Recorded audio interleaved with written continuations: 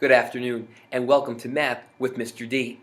Today we are going to be talking about perimeters and determining the perimeter of polygons. Before we get started, a polygon is a many-sided shaped figure.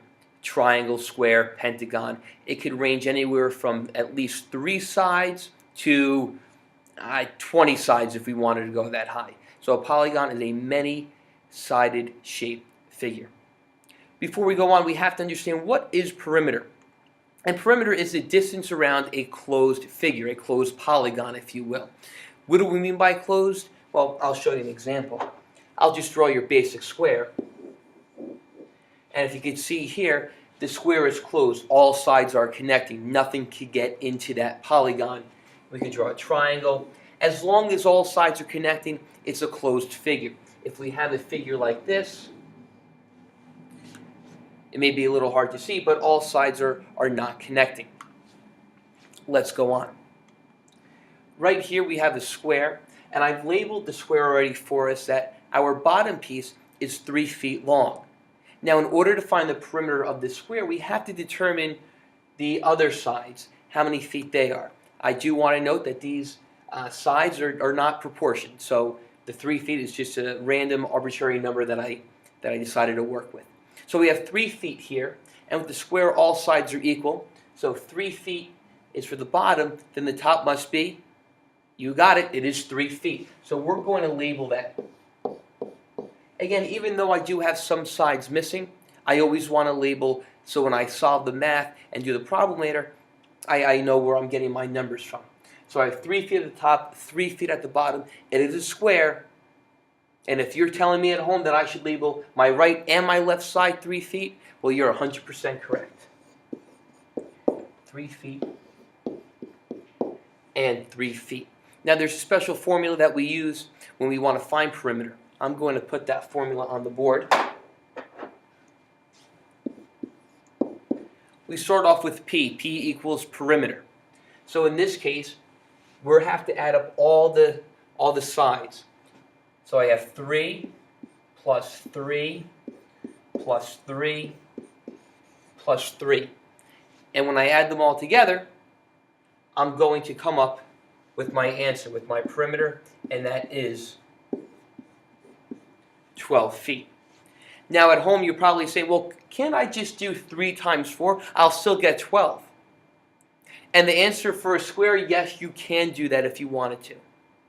But in the next example, multiplication really isn't going to work. Addition's really going to be our friend. So let's take a look.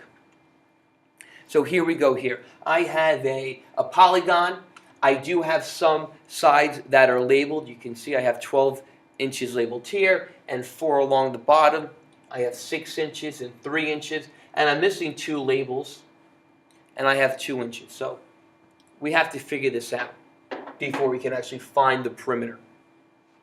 I'm going to use black for the missing pieces. So what I like to do is I like to start off with something that I know the answer to right away, kind of get me going on the ball. The more confident I feel, the better I will perform in math. So I have 4 inches along the bottom, and I can see that my bottom line is parallel to my top line. So right away I know my top is, yep, you guessed it, it is 4 inches. Now I still have 2 sides that I have to figure out. I'm missing this side here and this side here. I'm going to leave this side alone for a minute, and I want to talk about this piece up here. I don't know the measurement for this piece, but what I do know is the measurement for this piece. Again, you can see how they're parallel to each other. They both start here, and they both end here. So they are the same distance.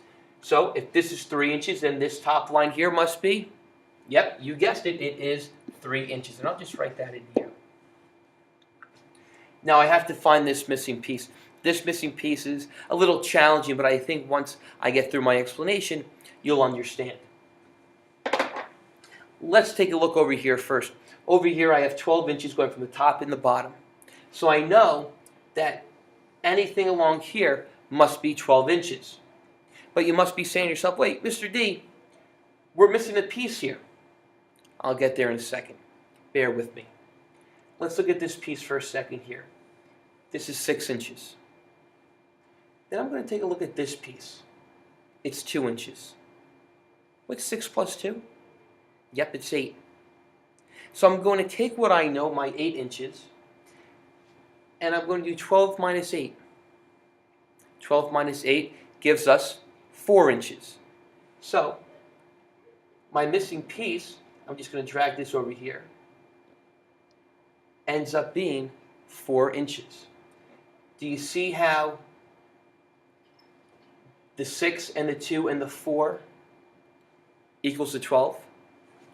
Well, that's what happens there. So this becomes 4 inches. Now, before I said with the square we could multiply, but with this 8-sided figure, it's going to be a little challenging too. So what we're going to do is we're going to write out our formula. P equals, and then we're going to take all of these numbers and we're going to add them together. With a many-sided figure, the polygon, what I like to do is I always like to start at the top when I list my numbers, and I like to go clockwise. That way I know I hit every single number. If I go 4 plus 2 plus 3 plus 4 plus 3 plus 6 plus 4 plus 12, I know I'm going to hit every number.